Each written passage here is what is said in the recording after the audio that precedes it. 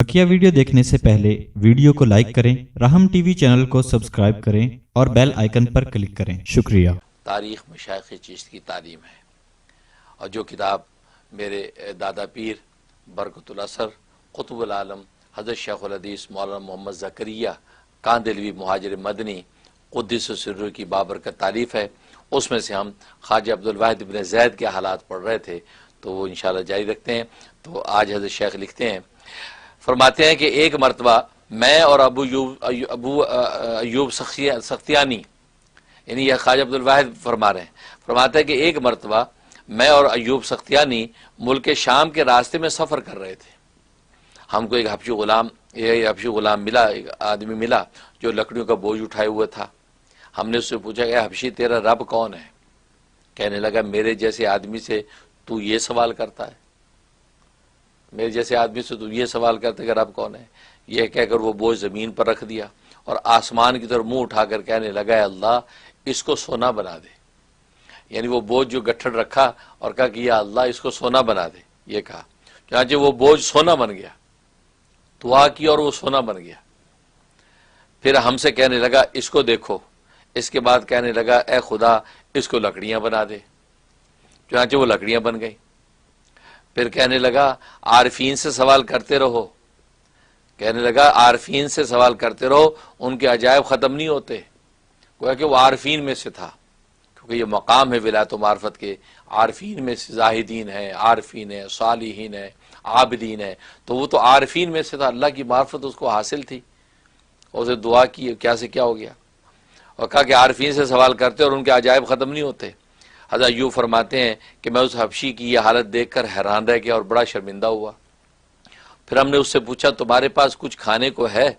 इस पर उसने हाथ से इशारा किया तो एक प्याला हमारे सामने आ गया जिसमें शहद था, और ऐसा था कि बर्फ से भी ज्यादा सफ़ेद और मुश्क से ज्यादा खुशबूदार। ऐसा शहद हमारे सामने आ गया। तो कहने लगे इसको खा लो, ये शहद मक्खियों का शहद नहीं है, ये मक्खियों का शहद नहीं है।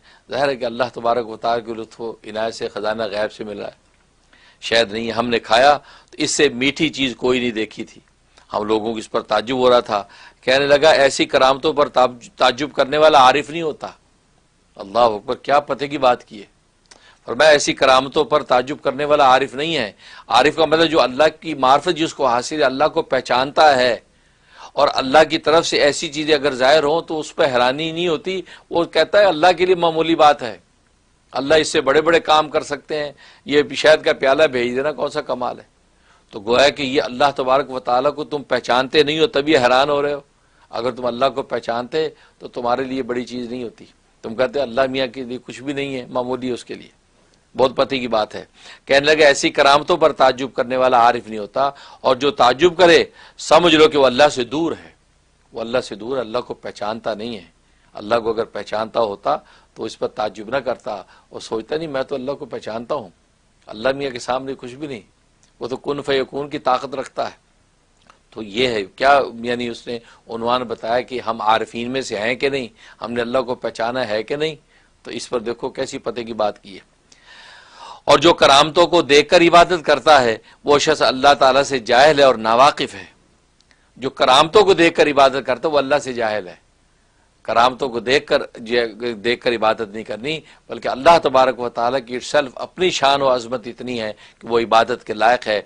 अब वो इबादतें करता है। अब अल्लाह तबारक व तआला अपने मंशा और रीज़न से करामतें ज़ाहिर कर दे तो उसकी लुत्फ़ व इनायत है, लेकिन करामतों को देख कर इबादत करे ये तो कोई बात ना हुई कि आपने अल्लाह की करामतें देखी अब इबादत कर रहे हैं। इसलिए जो हज़रत ने कोई उसने गया कि ये नसीहत कर दी गुलाम ने। उसके बाद हज़रत शेख ज़करी रहमतुल्लाह अलैह उन्वान बांधते खवारिक व करामात, यानी कि खर की आदत व करामात जो है ख्वाजा अब्दुल वाहिद इब्न ज़ैद की ज़ाहिर होती थी वो बता रहे हैं। आप बड़े साहिब करामत व खवारिक थे। कहते हैं कि एक मरतबा किसी दरिया पर गुजर हुआ, मल्ला अहले सरवत को दाम लेकर कश्ती पर बिठा रहा था। जो मालदार थे उनसे पैसे ले लेकर उनको तो बिठा रहा था कश्ती पे, और जिनके पास दाम न थे उनको छोड़ता जाता था। जिनके पास पैसे उनको भाई आप साइड पे हो जाए, एक तरफ हो जाए, एक तरफ हो जाए, किराया नहीं है आप इधर हो जाए। आप उनकी तरफ मुतवज्जे हुए। फरमाया दरिया से अब्दुल वाहिद की तरफ से कह दो कि खुश्क हो जावे, ये कहा। متوجہ اور فرمایا کہ دریا سے عبدالواحد کی طرف سے کہہ دو کہ خشک ہو جاوے، ان فقراء نے آپ کا پیغام پہنچا دیا، جو غریب تھے جن کو انہوں نے ہٹا دیا تھا تو ان فقراء نے پیغام پہنچا دیا۔ دریا اس قدر کم ہو گیا کہ یہ لوگ بے تکلف گزر گئے، یعنی جن غریبوں کو انہوں نے چڑھایا ہی نہیں تھا پیسوں کی وجہ سے، وہ دریا ہی اتنا کم ہو گیا کہ زمین نے پانی چوس لیا اور وہ جناب پیدل ہی وہاں سے گزر گئے۔ دیکھو کیسی خرق عادت کرامت اللہ تبارک و تعالیٰ نے ان کے کلام کی لاج کیسی رکھی ہے۔ اسی قسم کے اور بھی بہت سی کرامات ہیں۔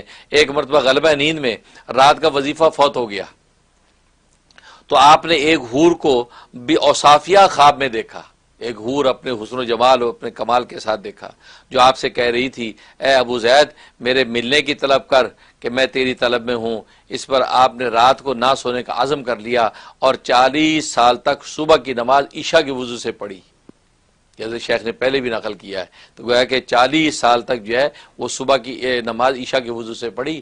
اس سے ہمیں یہ بتلانا مقصود ہے کہ ہم کم از کم جو ہے وہ عشاء کے وضو سے عشاء کی نماز اور جو فجر کے وضو سے فجر کی نماز ہی پڑھ لیں، بیچ میں بھلے سو جائیں، لیکن وہ ان کی حالت یہ ہے کہ وہ عشاء کے وضو سے فجر کی نماز پڑھ رہے ہیں، اور ہم اتنا بھی نہ کریں کہ ہم عشاء کے وضو سے عشاء کی نماز، فجر کے وضو سے فجر کی نماز پڑھ لیں، بیچ میں تہجد میں اٹھنا نصیب ہو تو نصیب والوں کی بات ہے، وہ بھی نہ ہو تو ہم باجماعت کم از کم عشاء پڑھ لیں اور فجر وقت پہ پڑھ لیں۔ مطلب یہ چیز سبق ہمیں سے ملتا ہے۔